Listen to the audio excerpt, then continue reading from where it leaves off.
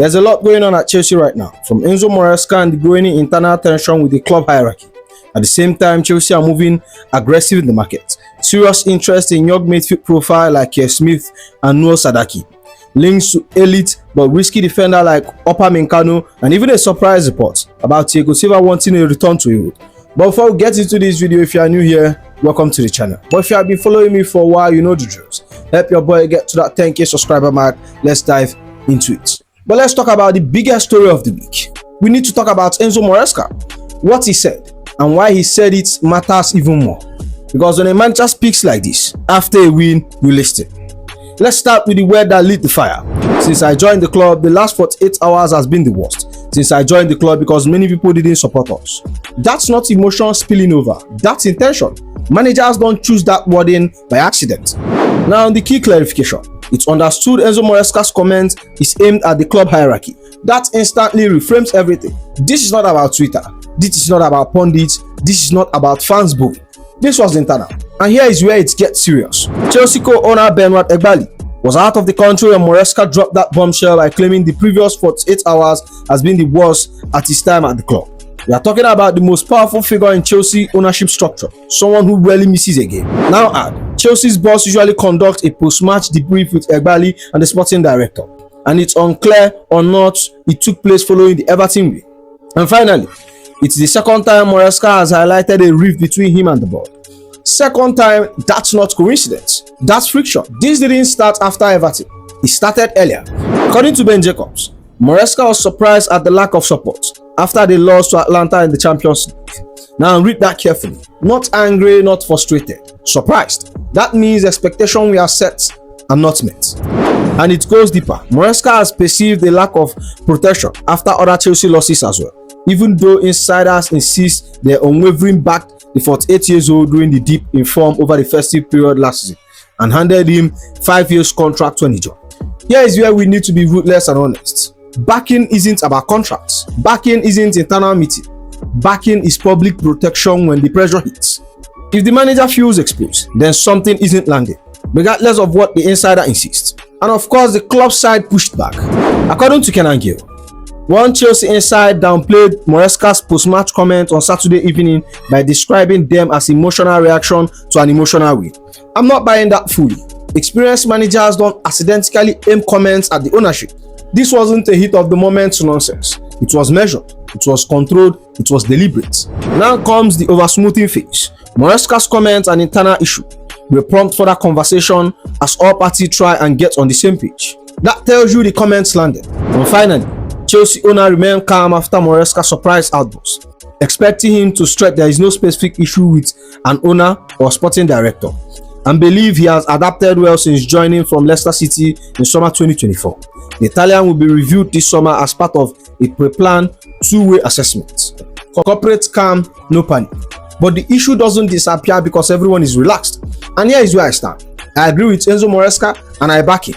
Under him, we have had some of the best nights as Chelsea fans. 2 trophies in 18 months. That's not vibes, that's output. And I'm not hearing anyone disrespecting achievement by calling the Club World Cup a preseason trophy.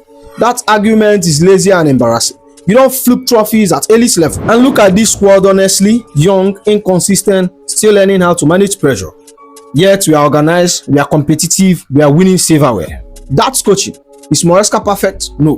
Will I call him out when he gets it wrong? Absolutely, and respectfully. But pretending he hasn't elevated this group is dishonest. Some of the lack of support didn't just come from above. Downplaying trophies, moving goalposts, pretending progress doesn't matter unless it's flawless. That environment leaks into the club, whether you like it or not.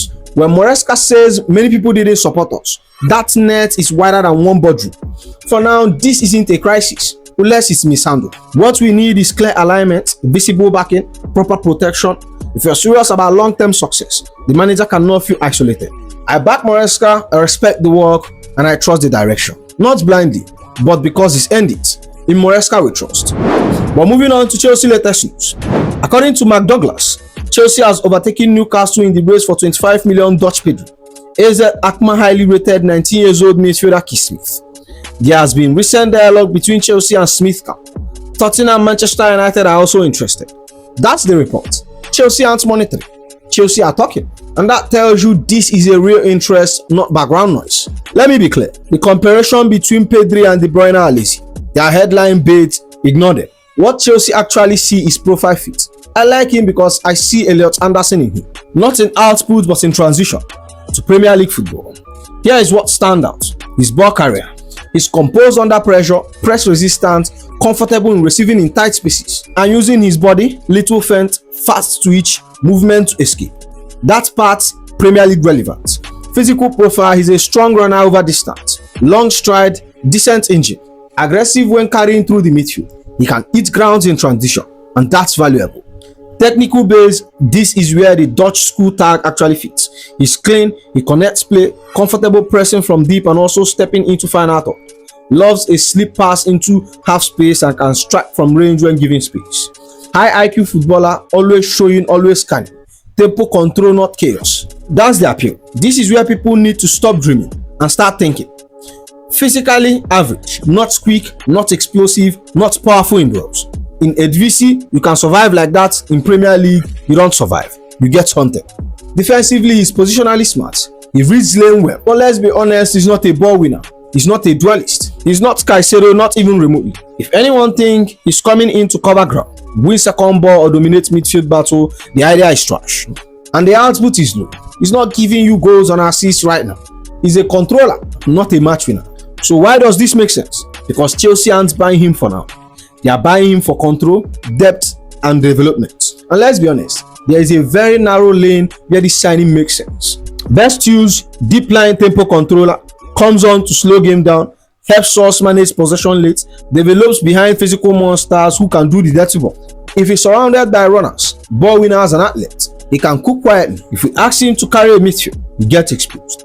If you expect instant impact, that's bad squad planning. But if we sign him as a long-term technical project, a Maresca style midfielder who understands structure, spacing, and reading, then I get it. Now, this is not a glamour signing. This is not a YouTube comp signing.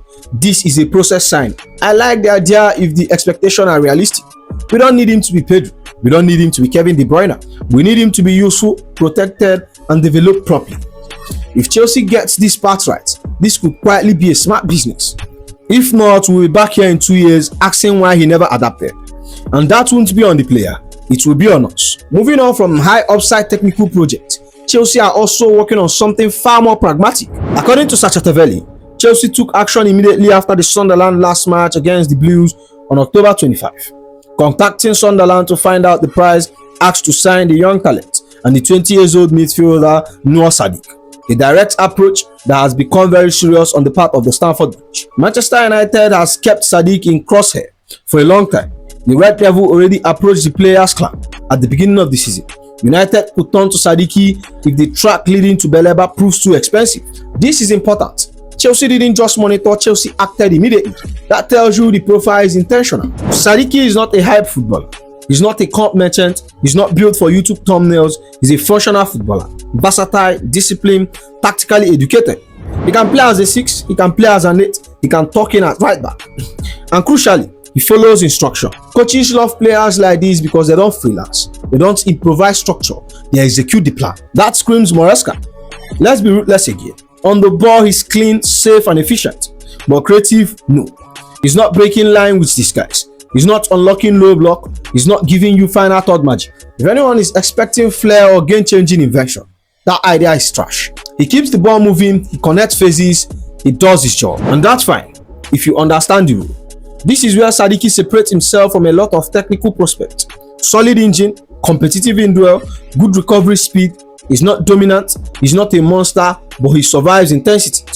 And in Premier League, survival matters a lot. This alone puts him ahead of many young midfielders who looks great on the ball, but folds under pressure. And defensively, he's a monster. This is his calling card. He reads dangers early, covers spaces intelligently, press with timing, not chaos. He does the ugly work so others can shine. You don't notice him when he plays well, and that's the point. Sadiki is squad intelligence, not manicure signing. If you buy him cheap, develop him quietly, this is smart business. If you hype him like he's the next big thing, we are lying to ourselves. Chelsea need balance, not just upside but stability. And signing like Sadiki, they don't win you headlines, they help you win season. That's the difference between squad building and squad collective. But moving on, let's address the centre-back noise properly, because this one will split opinion fast. According to Graham Bailey, Chelsea and Manchester City have both joined the hunt for Bayern Munich centre-back Upamecano. That alone tells you the profile. This isn't random, this is elite club interest, and there is a reason for that. Upamecano is a physical monster. Elite pace, huge frame, aggressive front foot defender. On his day, he eats strikers alive, and that's why Bayern signed him. That's why France trusts him at the highest level. And let's not ignore the elephant you do. His contract expires at the end of the season, and that's why this is even a conversation. Here is where I stop the hype. His concentration is shaky, brain fades, rash decision. This isn't bad luck. This isn't one cup mistake. This is a pattern, especially in Champions League moments. And at Chelsea, where pressure is constant, that matters. Technically, it's fine. Good passer, comfortable stepping into midfield. Can progress the ball when given space. But let's be honest, he's not an elite ball playing centre back. He's not peak Thiago Silva. He's not prime John Stone. He's not controlling game with his passing. He's functional on the ball, not transformative. This is where coaches either love him or loosely. He loves to step out and hunt. Front foot defending, aggressive anticipation. When it works, it looks dominant. When it fails, it's catastrophic. High risk defender, always flirting with danger. And unless the structure behind him is perfect, those risks explode. Now let's be serious and talk about how Upamecano fits in this Chelsea team. Would he improve us physically? Yes, no debate. We lack dominant, fast centre backs. He fixes that immediately. Will he fix our defensive issue? No. If anything, he adds controlled chaos, and Chelsea already struggling with defensive control. If we sign him and made him the leader of our backline, that's bad squad building. He's not a defensive general. He's not an organizer. He's not a calm brain of a defense. Upamecano only makes sense in one scenario: paired with a calm elite organizer, someone positionally disciplined, someone who controls pace while he hunts. Give him structure, he thrives. Give him the responsibility to run a defense, then you expose his worst traits. Upamecano is a tool, not a foundation. A luxury piece, not a cornerstone. If you are serious about winning title, reliability comes first. Then you add chaos merchants like him in the setup. Talent isn't the issue. Profile fit is. And moving on, the bigger picture. This is where I zoom out. Chelsea don't need big names. Resume signing. We beat City to him headline. We need structure, reliability, and profile that raises the floor, not just the ceiling. Every signing has to fit that order. Upamecano interesting, useful in the right context, but not the answer to our defensive identity. And that distinction matters if we actually want to move forward, not just look busy. But moving on, and this one will hit people emotionally. According to Fabrizio Romano, Thiago Silva wants a return to Europe and has decided to leave Fluminense. Free agent ahead of January window. That came as a surprise, no doubt. And naturally, the question follows immediately. Will you take him at Chelsea? Thiago Silva is a Chelsea legend. Full stop. Leadership, standard, elite mentality. Some of our most stable defensive period in recent chaos happened because of him. When everything around him was young, erratic and inexperienced, he was the adult in the. So emotionally, of course, people will say yes. But emotion doesn't build elite squad. Thiago Silva is 40, not experienced, not veteran, 40. You don't sign a 40-year-old centre-back in Premier League expecting minutes, intensity or availability across the season. That's not disrespect. That's reality. He can't play high line consistently. He can't recover transition. He can't play 50 games. And Maresca football, high structure, high positioning, high mental and physical demand. That matters. And here is the uncomfortable truth. Maresca does not want a deep block organizer anymore. He wants centre-backs who holds the line, step into midfield, defend space aggressively. Thiago Silva thrived because we needed him to slow game down and organize chaos. Maresca wants to eliminate chaos entirely. Different phase, different requirements. The only way this makes sense is off the pitch, more than on the pitch. Let me be clear, Thiago Silva will still give us dressing room authority, training ground standard, game management in extreme situation, mentorship for young centre-back. But what he cannot give us anymore is weekly stats, high intensity football, and physical reliability. If you are talking about emergency depth, short-term leadership, non-guaranteed minutes, then maybe. But if anyone is thinking bring him back to fix the defense, that idea is trash. Would I take Thiago Silva back at Chelsea? As a starter? No. As a defensive leader on the pitch? No. As a short-term mentor, emergency option, dressing room presence with zero expectation? I would list him. But we must be disciplined. Chelsea's future cannot be built on nostalgia. No matter how beautiful the memories were, we respect Thiago Silva, we appreciate everything he gave us. But progress means knowing when to move on, not when to feel good. That's how elite clubs think. And with that said, that's the end of the video, my friends. Make sure you like, comment, and subscribe, and I'll see you in the next one. You go be.